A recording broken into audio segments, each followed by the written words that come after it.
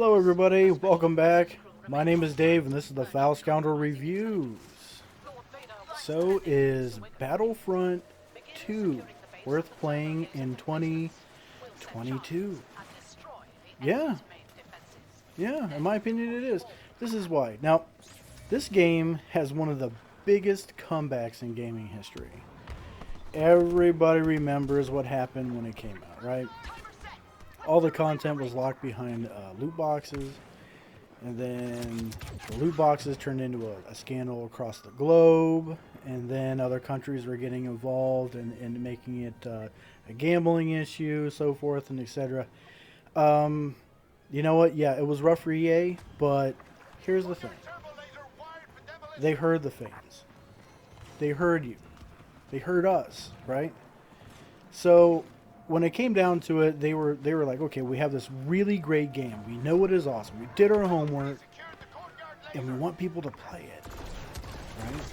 So a little too late on that. They lost their fan base. It died quickly, and then they made the right decision and said, you know what? This wasn't what we intended to do. How about we show them the game and show them why it was so awesome? So they made all of the content free. That is amazing. Nobody does that. And EA does not do that, right? So they released all the content. It's no longer stuck behind a paywall. And then live support dies, right? There's no more live support, and we have this really awesome game. It is every Star Wars fan's dream, and there's no live support, and who knows how long EA is going to keep it going before they shut down the servers, right? So I had someone ask me a week or so ago because they were going to buy it because they haven't played it yet. I know.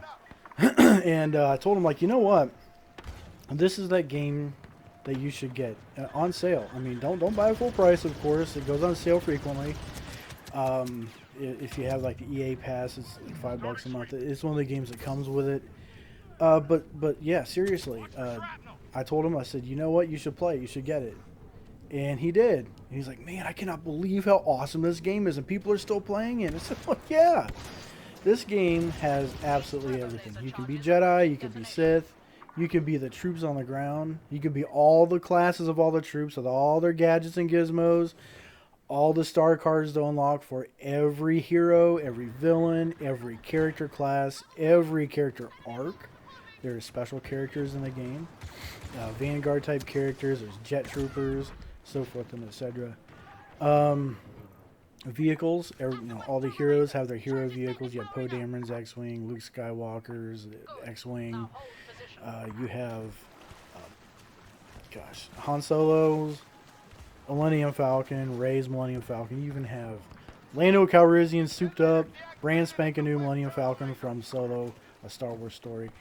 You have everything that you could want in a Star Wars game. In this game, there's no support, and it still has a hardcore fan base, and people are still playing it. So yes, pick it up. I will say that without the online support, once in a while you get that person on the server that is one-shotting everybody with a handgun from across the map, and we all know what that's about. But don't let that ruin the experience for you. This game has all of the costume, skins, outfits completely accurate to the movie. And I might add that some of the Black Series action figures that come out are just 100% accurate as well. And it's kind of like they took an action figure and put it in a video game, and now you can play as your Black Series action figure. That is totally cool.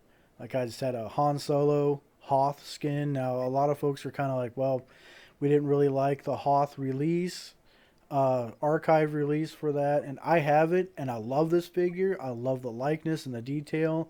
And just, throwing a picture up next to Han Solo in the game there is just, the likeness is uncanny. So, but yeah, it is worth in 2022.